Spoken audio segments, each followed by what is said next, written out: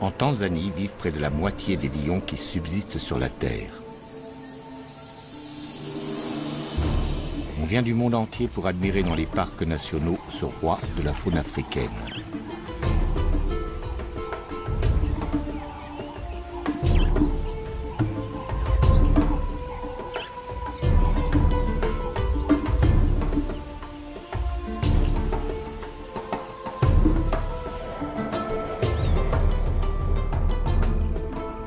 Les 20 000 lions de Tanzanie ne vivent pas uniquement dans ces réserves où ils sont adulés et protégés.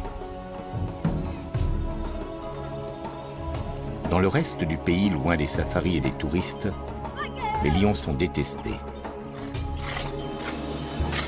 Pour toute une population rurale qui défend son bétail ou sa vie, ils demeurent de dangereux prédateurs qu'il faut éliminer.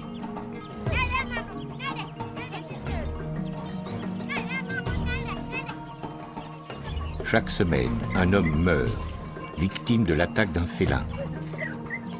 Et chaque jour, lorsque les hommes se défendent ou se vengent, un lion est tué.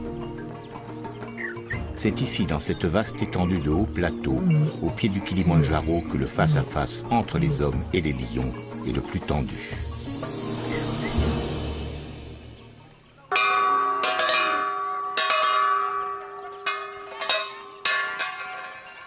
Nous sommes à Mboret, un village de la steppe Maasai, situé le long du parc national de Tarangire, une zone infestée de lions. Ce jour-là, la leçon est un peu particulière. L'école reçoit la visite de Rose Mocha du département de la faune sauvage. Rose Mocha parcourt la région à la rencontre de tous ceux qui sont confrontés aux lions. Un travail d'information et de prévention. Levez-vous. République de Tanzanie, bonjour. Comment allez-vous? Je vais bien. Bien. Et vous, comment allez-vous? Bien. Je m'appelle Rose et je vous souhaite le bonjour. Asseyez-vous. Merci.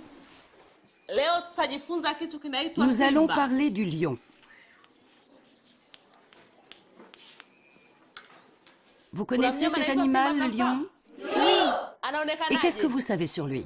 Il a l'air méchant. Il a l'air méchant. Et qu'est-ce qu'il mange?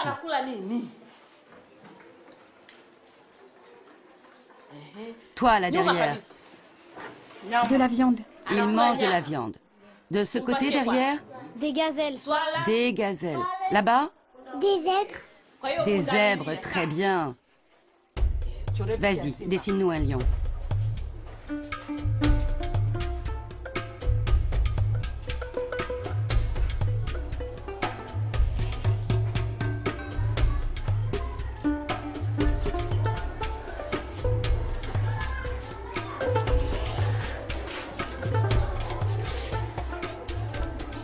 Alors, qu'est-ce que c'est?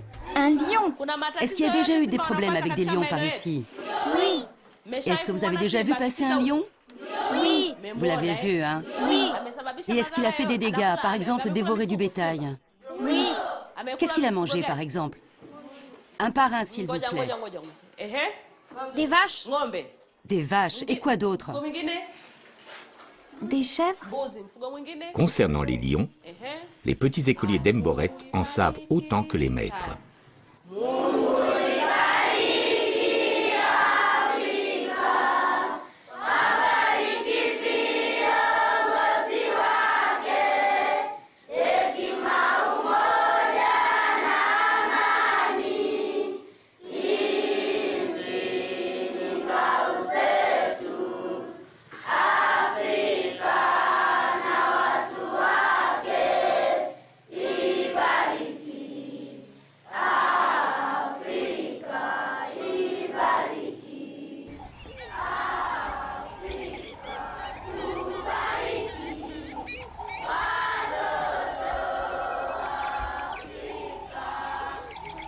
Ces enfants ne fréquentent pas l'école tous les jours.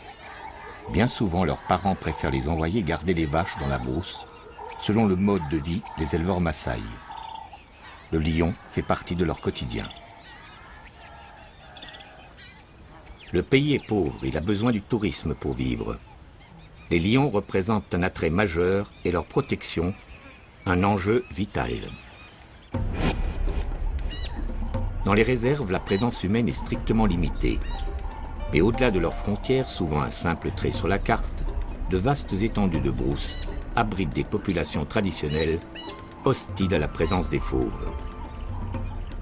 Assurer la protection de ces populations tout en préservant les lions, la tâche des autorités tanzaniennes n'est pas facile.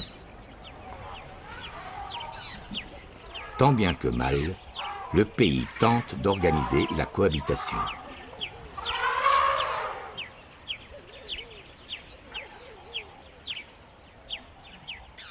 Dans ce conflit entre les hommes et les lions, Bernard Kisui est dédié à la surveillance des félins. Son travail consiste à localiser les différents groupes de lions et à suivre leurs déplacements. Ce matin, Bernard part à la recherche d'une famille de lions qu'il n'a pas vue depuis plusieurs jours.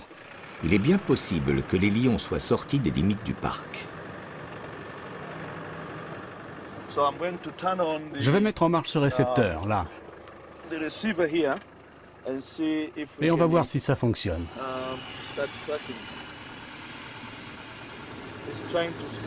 On essaie de capter un signal aux alentours.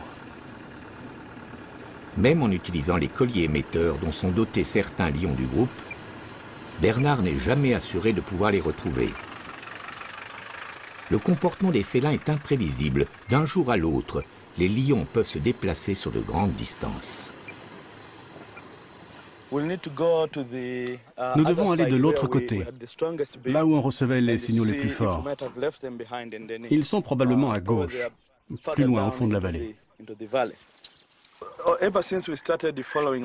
Depuis qu'on a commencé à suivre les lions il y a 7 ans, nous avons une bonne idée de l'évolution des populations.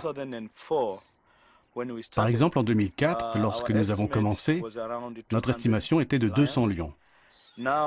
Maintenant, on est descendu à un chiffre de 170, voire 160.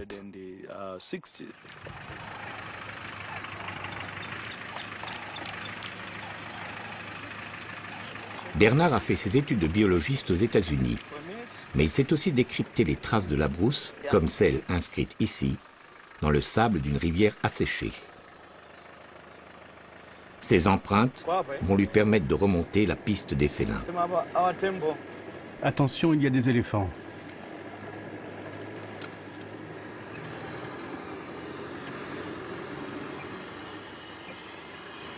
Après plusieurs heures de recherche, le groupe de lions est localisé. Assis, là-bas.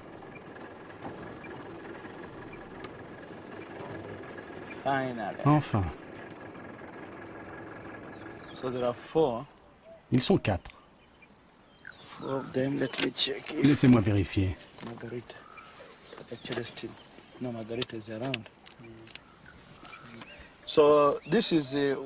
C'est un des groupes que nous étudions. Nous l'avons baptisé Altipiano. Là, ils sont à l'intérieur du parc, mais il y a quelques jours, on les a trouvés en dehors. Ça, ce sont les fiches d'identification de ce groupe. Vous voyez, ce clan était composé de beaucoup d'individus.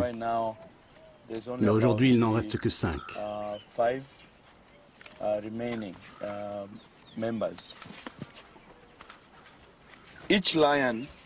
Chaque lion des groupes étudiés a sa carte d'identité. Il y a Célestine, la femelle qui porte un collier émetteur. Il y a Alan, Alvin et Sally aussi. Sur la fiche est indiqué le nom du groupe auquel il appartient, le nom que nous lui avons donné. Il y a également sa date de naissance et aussi le nom de sa mère. Ce sont des informations très importantes parce que ça nous permet de suivre chacun d'entre eux. Maintenant, pour les reconnaître, vous voyez ces marques? Elles sont uniques et propres à chaque individu. Et elles ne changent jamais tout au long de leur vie. Au dos de la carte, vous voyez ces entailles sur les oreilles. Elles sont aussi uniques. On les reporte sur ces représentations et ça nous aide à les reconnaître. Mais nous avons aussi la localisation GPS. Alors je vais enregistrer les coordonnées du lieu.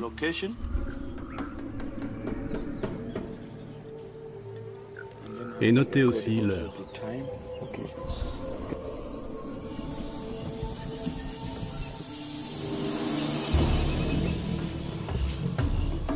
Bernard est rassuré. Tant qu'il reste à l'intérieur des parcs, la surveillance des félins est relativement facile.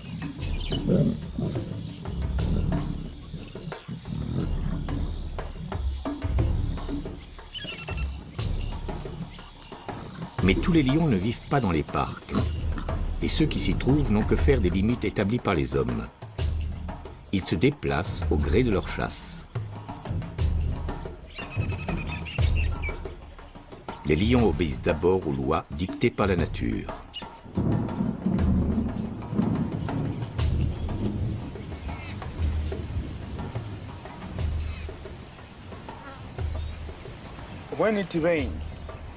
Lors de la saison des pluies, c'est-à-dire autour de novembre, décembre et jusqu'en mai,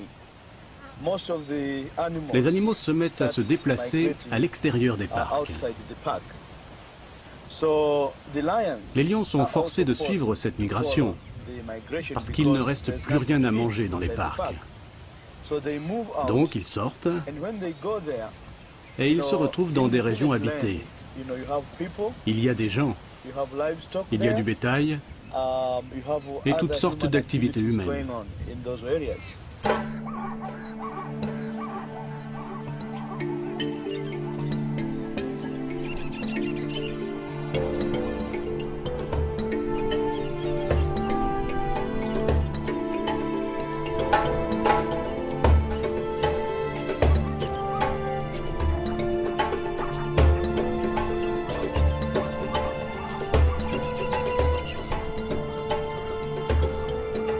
Dans les grandes plaines du parc du Tarangire, à la fin de la saison sèche, en novembre ou en décembre, les points d'eau se sont fait rares. Pour le gibier habituel des lions, les buffles, les gnous, les zèbres, aller boire est devenu plus dangereux.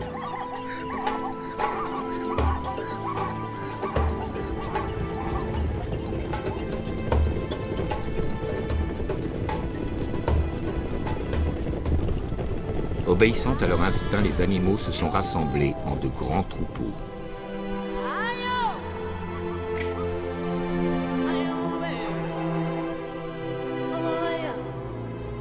Aux premières pluies, un rituel immuable bouleverse totalement la vie de la savane. Le début de la grande migration. Un spectacle unique au monde qui voit des centaines de milliers d'herbivores se mettre en marche à la recherche de nouvelles prairies. Bientôt, les troupeaux franchissent les limites du parc et quittent ces espaces protégés. Dans la steppe Maasai, le moment du face-à-face est arrivé.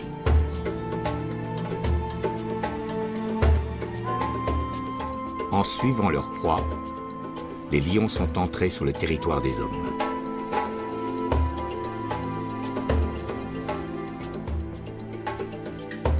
Ils vont y rencontrer des éleveurs, des enfants comme les écoliers d'Emboret, des paysans, tous ceux qui occupent la savane et qui, comme eux, jouent leur survie au quotidien.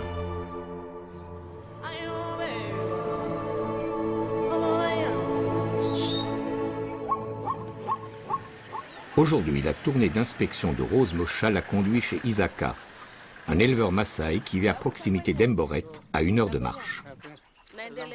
Dans le passé, Isaka s'est déjà plaint d'attaques sur son bétail. Vous avez combien de vaches? J'ai 30 vaches.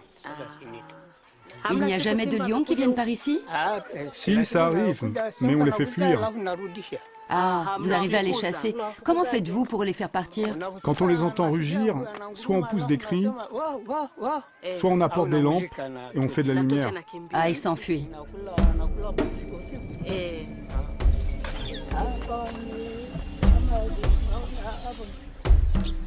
Mais crier ou allumer des feux n'est pas toujours suffisant contre les lions.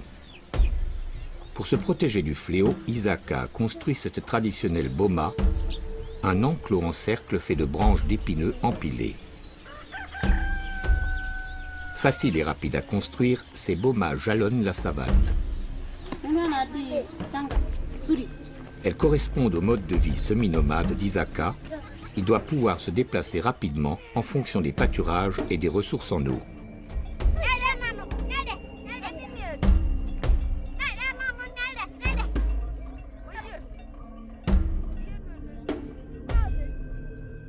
Avec cette boma, en théorie, la famille d'Isaka paraît protégée.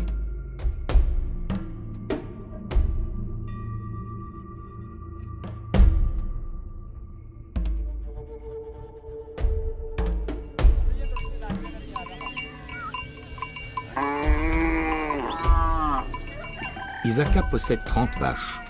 À l'échelle du pays, c'est un homme riche. Mais pour nourrir les siens, il ne peut compter que sur son troupeau. Comme ses voisins éleveurs, il ne cultive pas la terre. Perdre une seule de ses vaches constituerait une catastrophe.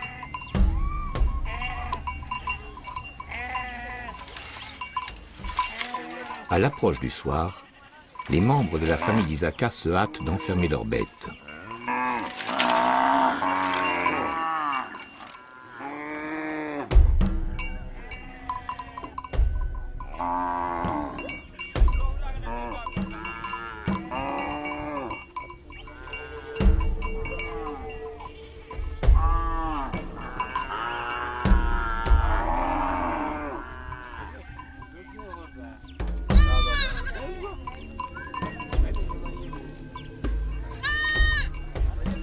Les redoutables épines de la boma semblent interdire toute intrusion.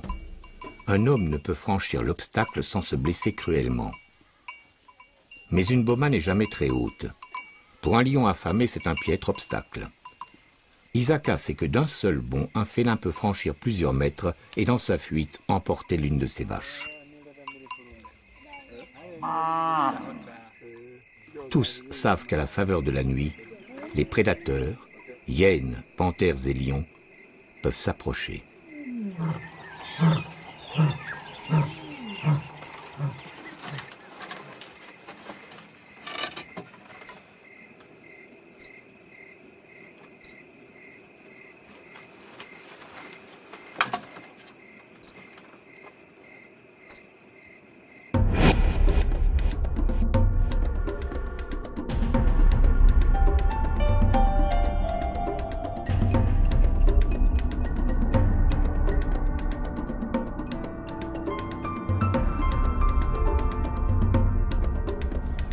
Lors de ces tournées, Rose s'adresse en priorité aux chefs coutumiers et aux responsables des villages. Ce jour-là, elle rencontre Suseika, le maire de Lobosiret. Comme vous le savez, nous habitons à la frontière du Tarangire, où se trouvent des animaux qui, eux, n'ont pas de frontières. Bien sûr. Les lions sortent du parc et viennent dans le village. Le jour, ils n'osent pas, mais la nuit, ils peuvent entrer dans les habitations. Il ne faut pas oublier que notre village est sur leur chemin, celui qui mène au parc de Manyara. Parfois, ces lions attaquent les gens et tuent le bétail. Cela nous pose un énorme problème. Donc, ce que vous dites, c'est que votre village se situe dans une sorte de corridor, de couloir entre Tarangire et Manyara. Un chemin que les lions empruntent pour aller d'un parc à l'autre. En faisant remarquer à Suseika que son village se trouve placé sur le chemin des lions, Rose aborde un sujet délicat. Les autorités veulent instaurer des corridors de protection, interdits à toute présence humaine. Ainsi, les hommes et les lions ne se partageraient plus les mêmes territoires. Voir leur village déplacé et les éleveurs obligés d'abandonner leur boma, parmi les Maasai et malgré les promesses de dédommagement, l'idée passe mal. Le désir de ces populations est bien de conserver leurs terres et leur mode de vie traditionnel.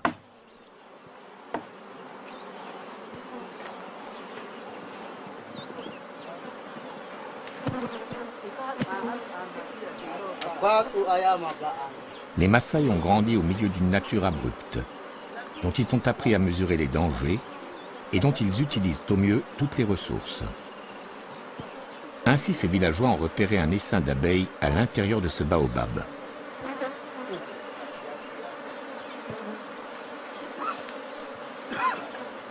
Qu'importe les piqûres d'insectes, le miel fournit un apport en calories bienvenu à ces habitants de la steppe dont le souci quotidien reste de se nourrir.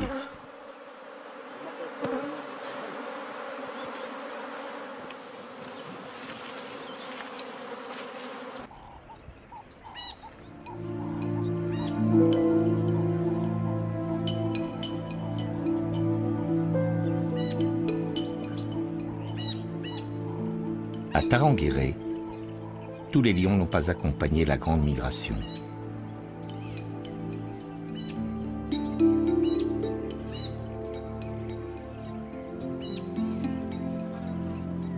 Dans le parc, en ce mois de février, une lionne est demeurée sur place, gênée par la naissance d'une portée de lionceaux.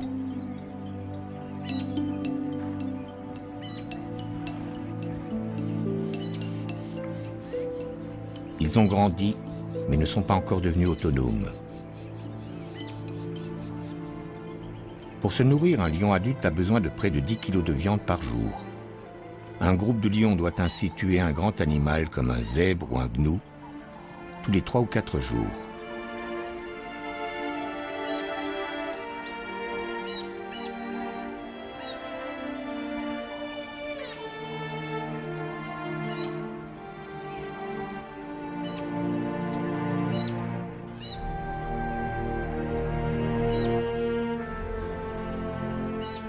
Or, avec la migration, le gibier a déserté la réserve et la viande manque.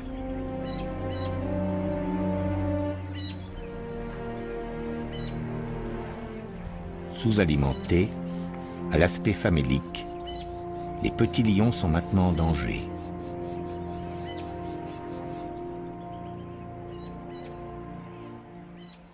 Sans relâche, la lionne guette.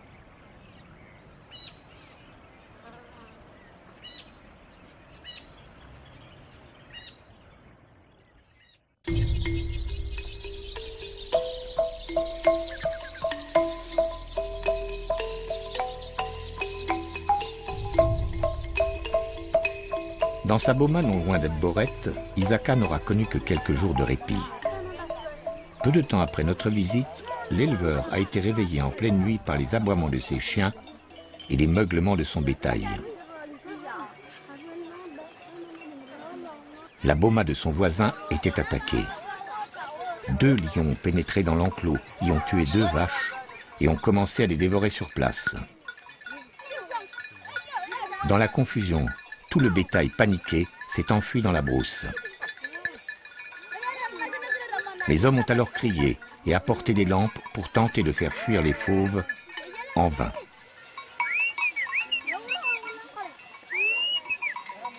Il a fallu attendre plusieurs heures et l'arrivée d'un garde-chasse tirant des coups de feu en l'air pour que les lions abandonnent leur proie et que les bomas retrouvent leur calme.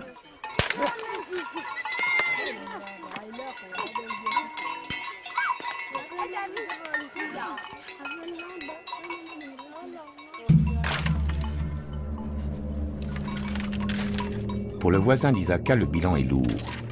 2 vaches tuées, c'est 800 000 shillings de pertes, près de 500 €. Plus d'1 an de travail au salaire moyen et aucune indemnité de prévue.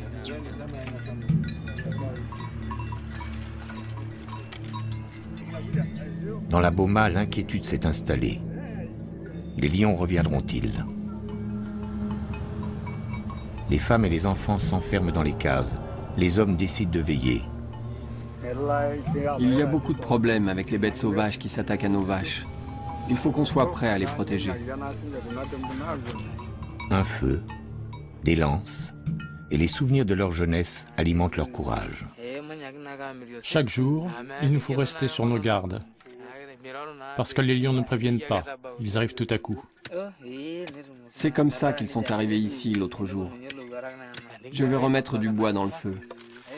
La lumière permet au moins de voir un peu ce qui se passe. On ne voit pas très bien, mais c'est assez pour que nous puissions nous défendre. La vie continue, toujours. De toute façon, il n'y a rien d'autre à faire. On doit suivre notre destin. C'est comme ça.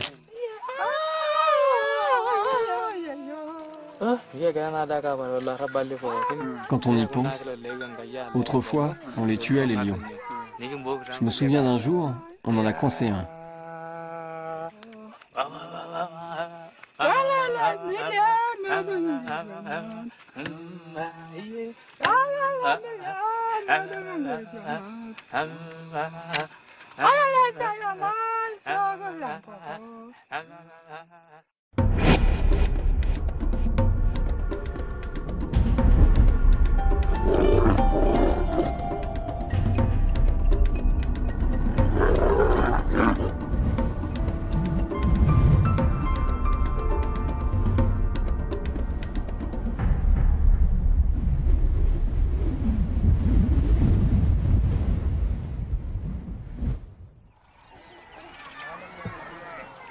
Autrefois, Isaka et les siens et tous les nomades Maasai des environs n'auraient pas hésité.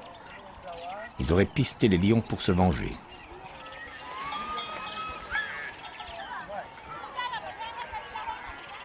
Ce matin, les hommes de la Boma se sont rassemblés. Ils savent qu'il leur est désormais interdit, sous peine de lourdes sanctions, de tuer les lions. À chaque attaque de lions sur le bétail, les Maasai organisaient une chasse et ils partaient dans la brousse jusqu'à ce qu'ils trouvent un lion, n'importe lequel, et ils le tuaient à coups de lance. Mais les éleveurs disposent aujourd'hui d'une arme bien plus efficace que les lances.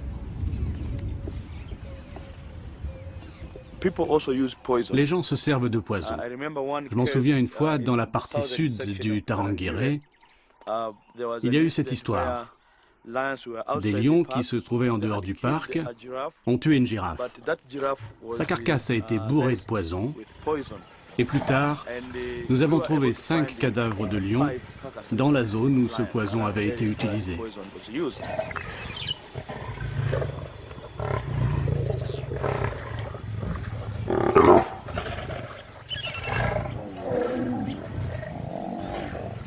Lorsqu'ils tuent une proie, surtout si elle est importante, les lions ont pour habitude d'en dévorer une partie avant de revenir plus tard achever leur festin. Pour ceux qui veulent se débarrasser discrètement du prédateur, il suffit alors de répandre dans la carcasse de l'animal mort des pesticides utilisés dans l'agriculture et disponibles sous forme de poudre. Tous les animaux charognards qui consomment cette viande sont aussitôt condamnés.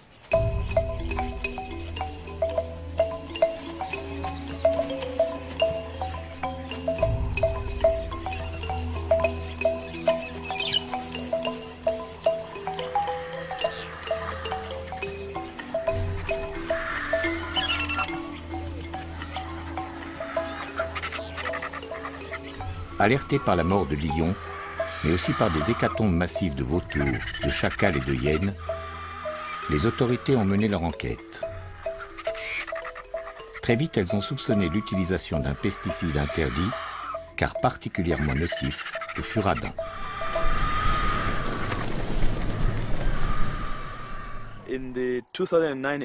Lors de cette affaire de girafes, nous avons pu faire des prélèvements. Nous les avons apportés à un laboratoire gouvernemental qui a pu vérifier. Et c'était du furadin qui avait été utilisé. Depuis, nous savons que dans cette région, le furadin est utilisé pour tuer des lions. Il y a environ 150 lions qui sont tués chaque année dans la steppe Maasai, ici, la région dont nous parlons. 150. Et on parle de ceux pour lesquels on retrouve les restes, les carcasses, et pour lesquels les témoins nous racontent avoir vu les lions morts. Mais il y a des lions qui ont été tués et dont on n'a pas connaissance et pour lesquels aucun rapport ne peut être fait. Donc on peut doubler le chiffre. De 150, on passe à peut-être 300 lions, tous victimes de l'aggravation du conflit entre les hommes et les lions. Nous devons voir comment on peut faire diminuer le braconnage, la chasse illégale, les empoisonnements, les pièges, tout ce genre de choses. C'est crucial pour sauver la population des lions. Lion population to be rescued.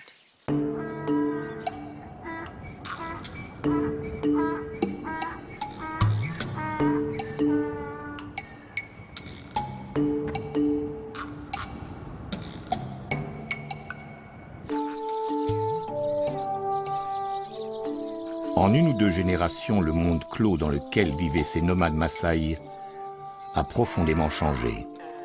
Hier encore, ils subsistaient en autarcie, ne comptant que sur eux-mêmes, indifférents aux étrangers.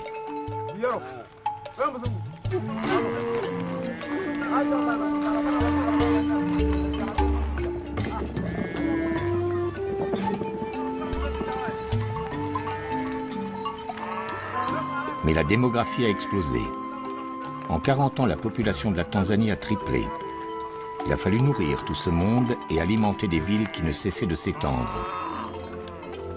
Les Maasai ont compris qu'une richesse nouvelle les attendait avec leur bétail et le développement de son commerce.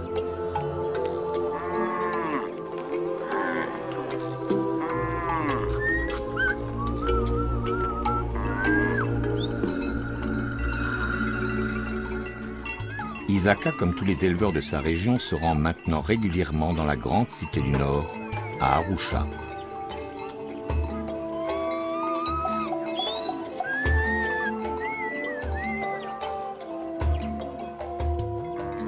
Isaka y vend chacune de ses vaches 400 000 shillings, soit près de 250 €. Il met 2 jours pour gagner à pied les abattoirs. Il lui est même arrivé de franchir la frontière pour se rendre à Nairobi, la capitale du Kenya, à 15 jours de marche.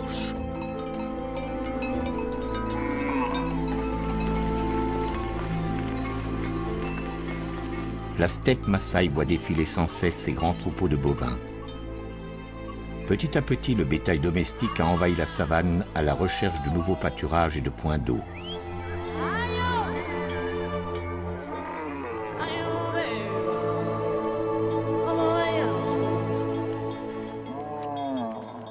Pour nourrir les villes, il a fallu repousser toujours plus loin la faune sauvage, réduisant ainsi inéluctablement son espace vital.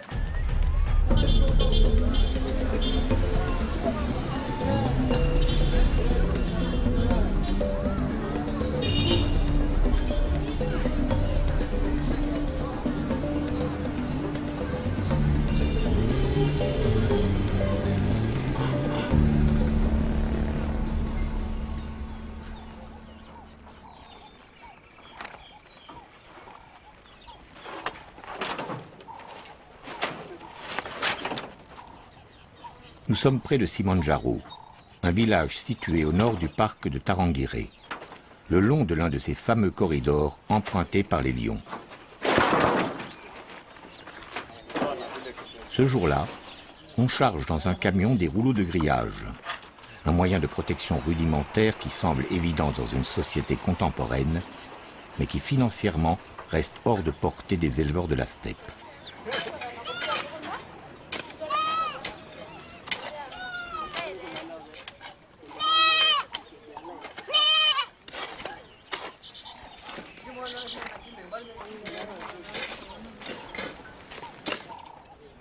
Dans cette boma, les travaux d'installation sont en bonne voie, malgré l'air dubitatif de certains des Maasai présents.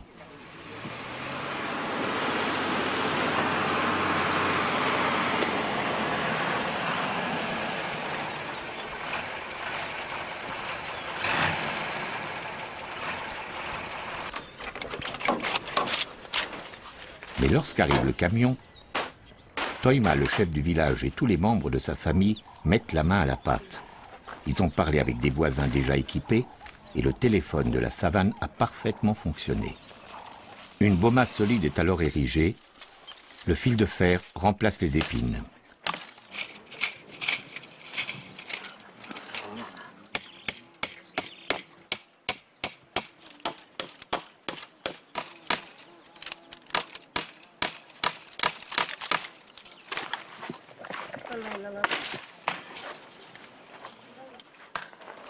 Ces clôtures vont-elles s'avérer efficaces contre un prédateur aussi puissant que le lion? Pour répondre à cette question et à titre de test, une centaine d'enclos, financés par des associations occidentales, sont en cours d'installation autour de Simanjaro.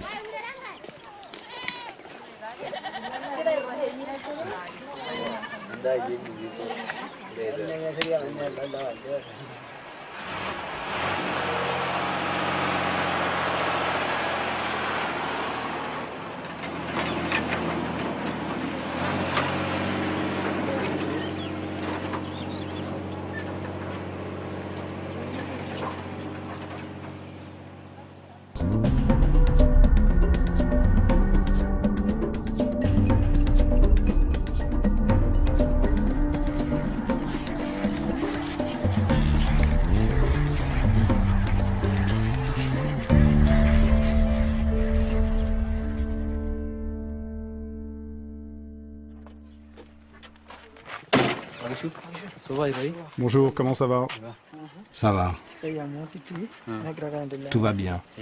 L'autre jour, les lions sont venus, mais ils n'ont pas pu entrer à l'intérieur des enclos.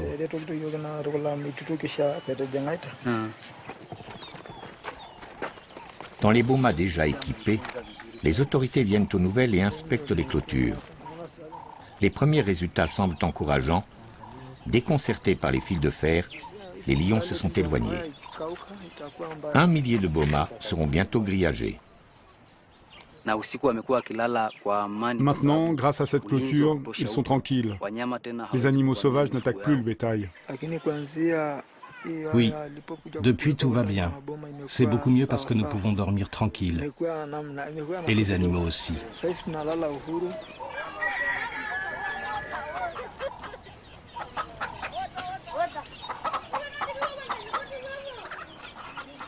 Mais pour l'éleveur, cette sécurité nouvelle a un prix. Les clôtures ont pour effet de sédentariser Toiba et les siens.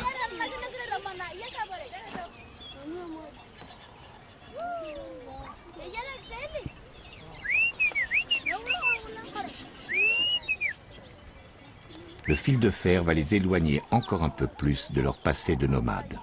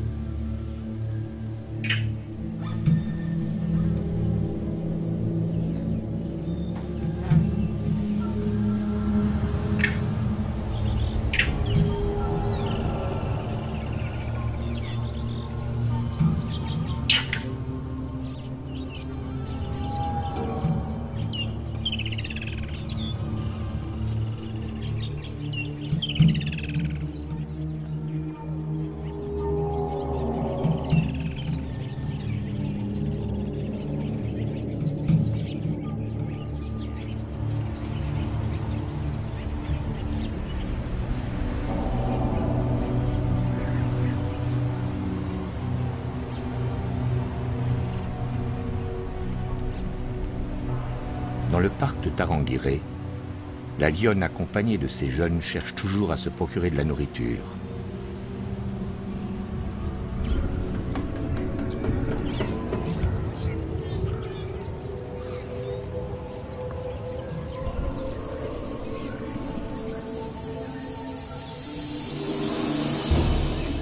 Maigre et manquant d'énergie, ces attaques sur le peu de gibier qui reste à l'intérieur du parc deviennent imprécises.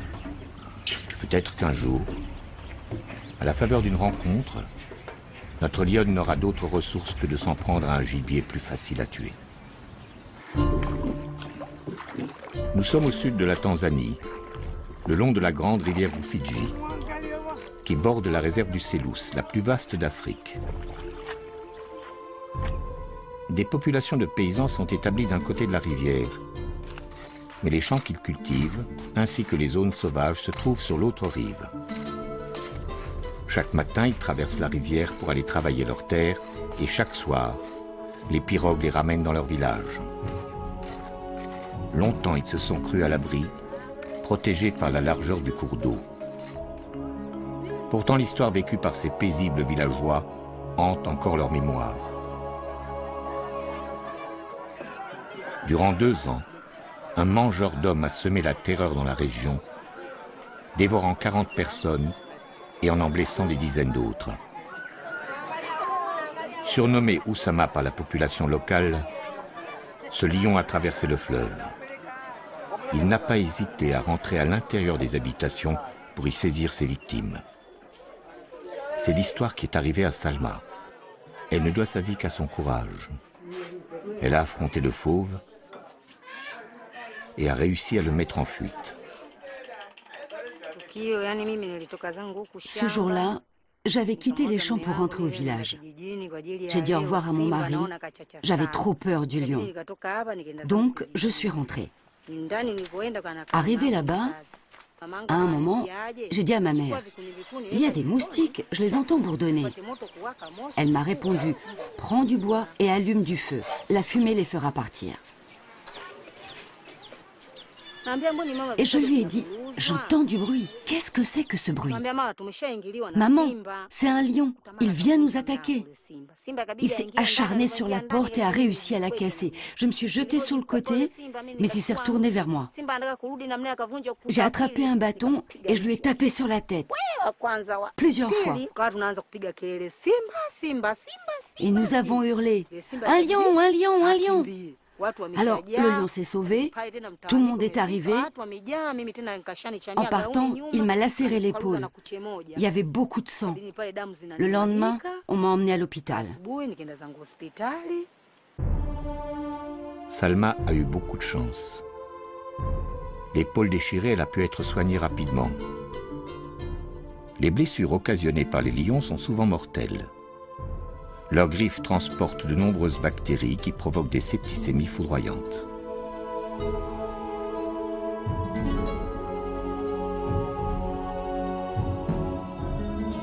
Le long de la Rufiji, à une certaine période de l'année, pour défendre leur récolte contre les cochons sauvages, les paysans passent la nuit dans ces cabanes. Ils s'installent en hauteur pour se protéger des lions, eux-mêmes à la recherche de ces nuisibles.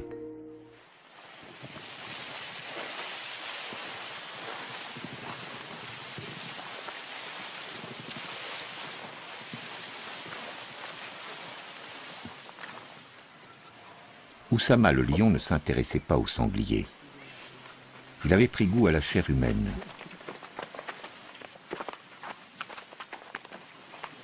Voici le récit tragique de Fatouma et de sa famille. À l'âge de 20 ans, la jeune femme menait la vie sans histoire d'une paysanne de la Rufiji. Puis par 2 fois, son chemin a croisé celui du mangeur d'hommes.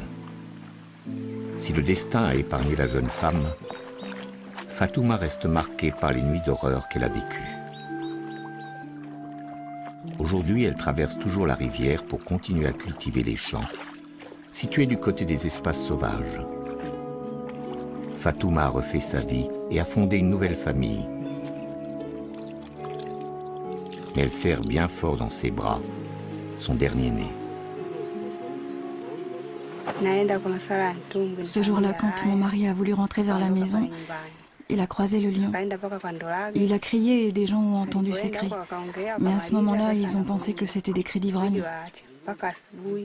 3 jours plus tard, il n'était toujours pas rentré chez nous. Des gens se sont mis à le chercher dans toute la vallée. On n'a retrouvé que des restes. Voilà ce qui est arrivé à mon mari.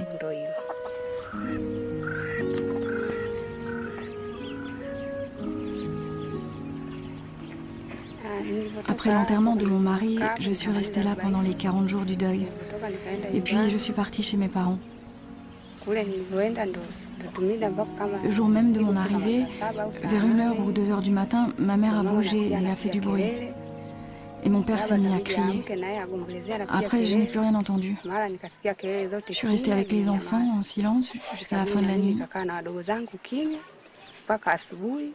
Le matin, mon beau-père, le père de mon mari, est arrivé. Il est monté au-dessus dans la case et il a trouvé mon père mort. Tout le haut de son corps avait été dévoré. On a cherché ma mère, on l'a trouvée. Le lion lui avait mangé le ventre, le reste était là. Nous avons pris leur corps pour les enterrer.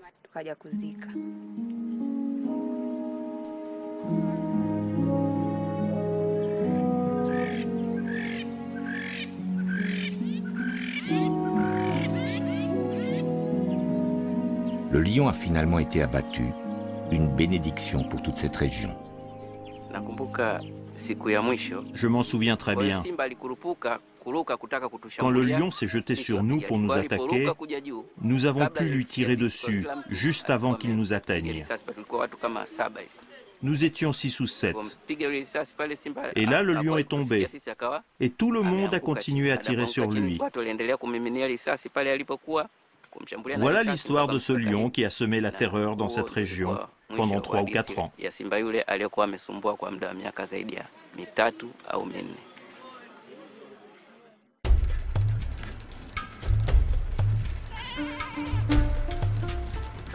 Les lions se nourrissant de chair humaine sont rares. Un tueur en série comme Oussama reste un cas extrême. Les écoliers d'Emboret n'y ont jamais été confrontés. Une mauvaise rencontre est toujours possible, mais ces enfants élevés à la rude école de la Brousse restent les héritiers des traditions Maasai. Ils ne s'imaginent pas en victimes.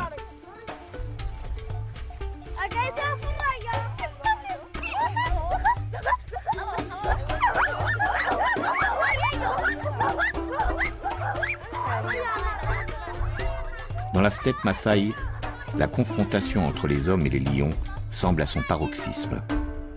Les autorités en ont conscience, il faut agir.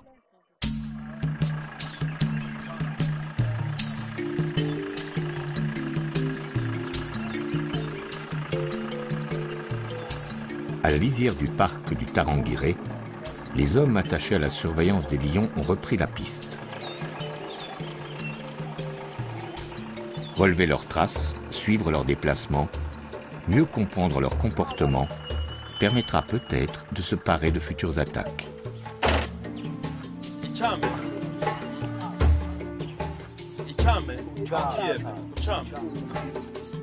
Comme dans les Boma, l'apaisement du conflit passe par un travail de terrain.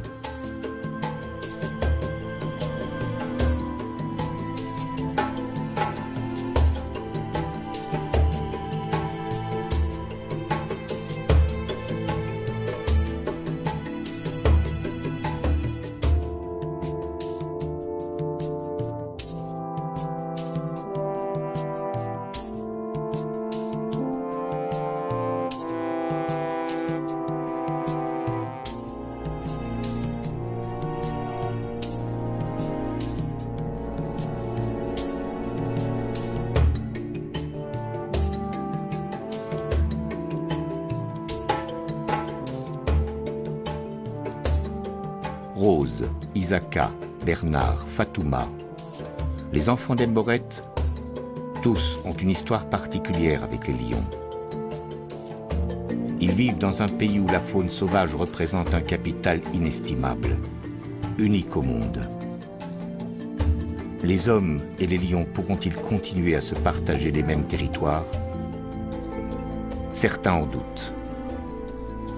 Dans ce conflit, il s'agit avant tout de gagner du temps. Mais on sait à présent que pour protéger les lions, il faut aussi se soucier des hommes.